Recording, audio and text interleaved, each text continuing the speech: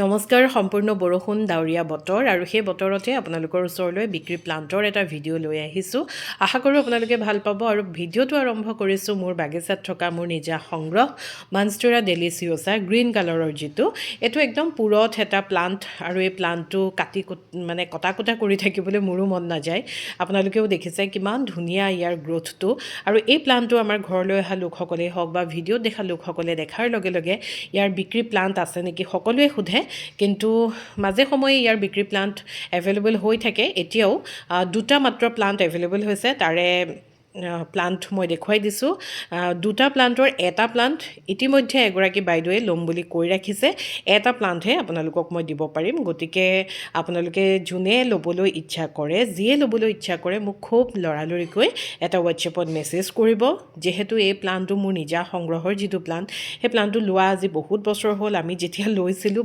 যথেষ্ট দাম আছিলে এতিয়া খুব ধুনীয়া দামত আপোনালোকে পাব গতিকে লৰালৰিকৈ যোগাযোগ কৰিব তাৰ পাছতে ফাইলোডেন্ড্ৰন চকো ৰেড বা চকো ইমপ্ৰেছ বুলি কোৱা হয় এইটো আপোনালোকক মই দেখুৱাই আছোঁ বা আপোনালোকেও সংগ্ৰহ কৰি আছে আৰু এতিয়া যিমানেই বৰষুণ পাইছে সিমানেই আমাৰ ইনডোৰ যিসমূহ প্ৰজাতি সঁচাকৈ খুব ধুনীয়া আকৰ্ষণীয় হৈ পৰিছে চকো ৰেড আপোনালোকে দেখিছেই পাতৰ যিটো কাষৰ যিটো কটা সেই কটাটো লাহেকৈ এতিয়া স্পষ্ট হ'বলৈ আৰম্ভ কৰিছে খুব ধুনীয়া লাগে দেখিবলৈ ইয়াৰ যিডাল ষ্টেম বা ইয়াৰ যিটো কুঁহিপাত ওলায় অকণমান ডাৰ্ক মেৰুন কালাৰ নিচিনা হয় খুব ধুনীয়া লাগে দেখিবলৈ গতিকে এই প্লান্টটো এভেইলেবল আছে ল'ব পাৰিব আপোনালোকে আৰু তাৰ লগতে দেখিবলৈ সম্পূৰ্ণ একেই লাগে একেই ধৰণৰেই হয় এইটো হৈছে choco green choco red choco green দুয়োটা প্ৰজাতিয়ে আপোনালোকে পাব চকো গ্ৰীণৰ দেখিছে ষ্টেমডালো গ্ৰীণ কালাৰৰ পাতখিনিও গ্ৰীণ কালাৰৰ লগতে ইয়াৰ কুঁহটো যিটো ওলায় সেইটো গ্ৰীণ কালাৰেই থাকে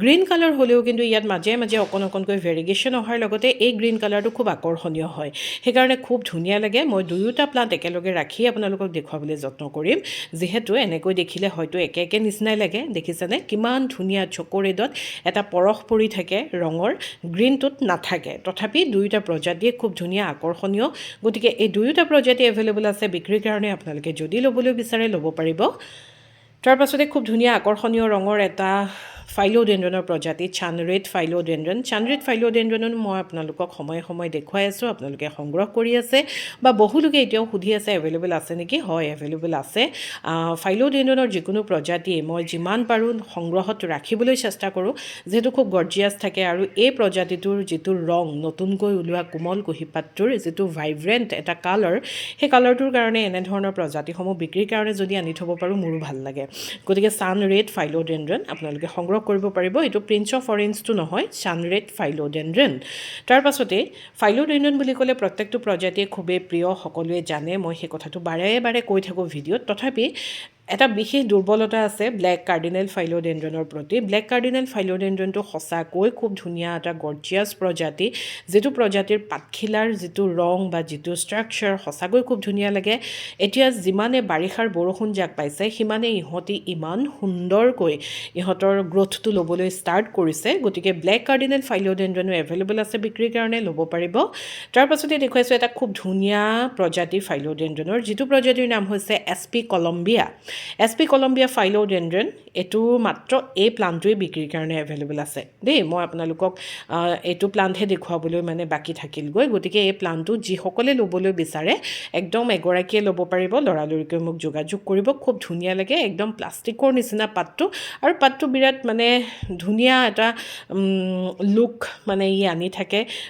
গতিকে আপোনালোকে দেখি অনুমান কৰিব পাৰিছে খুব ধুনীয়া এটা ৰং বিয়পি পৰি থাকে SP কলম্বিয়া আপোনালোকে ল'ব পাৰিব তাৰ পাছতে এইটো মুনলাইট ফাইলোডেন্ড্ৰনো এতিয়া দিনে ইহঁতে যিমানে বৰষুণ পাইছে যিমানেই ইহঁতৰ সময় আহিছে সিমানেই ইহঁতৰ গ্ৰোথটো বৰ ধুনীয়া হৈছে সেইকাৰণে মই আপোনালোকক বিক্ৰীৰ কাৰণে থকা প্লান্টসমূহ দেখুৱাই দিবলৈ চেষ্টা কৰিছোঁ মুনলাইট ফাইলোডেন্ড্ৰন আপোনালোকে ল'ব পাৰিব আৰু ইমান কোমল ৰংটো ইয়াৰ সঁচাকৈ খুব ধুনীয়া লাগে পাতবোৰ দীঘল ক্ষীণ থাকে খুব মৰম লাগে আৰু এতিয়া এই কোমলকৈ ওলোৱা কুঁহিপাতখিলা চাওকচোন কেনেকুৱা মৰম লগাকৈ ওলাইছে নহয়নে বাৰু গতিকে এইটো মুনলাইট ফাইলোডেন্ড্ৰন আপোনালোকে যদি সংগ্ৰহ কৰিবলৈ বিচাৰে কৰিব পাৰিব তাৰপাছতে দেখুৱাইছোঁ খুব ধুনীয়া এটা ফাইলোডেণ্ডনৰ প্ৰজাতি, যিটো প্ৰজাতিৰ নাম হৈছে ফাইলোডেণ্ডন সুভাষ্টিটাম।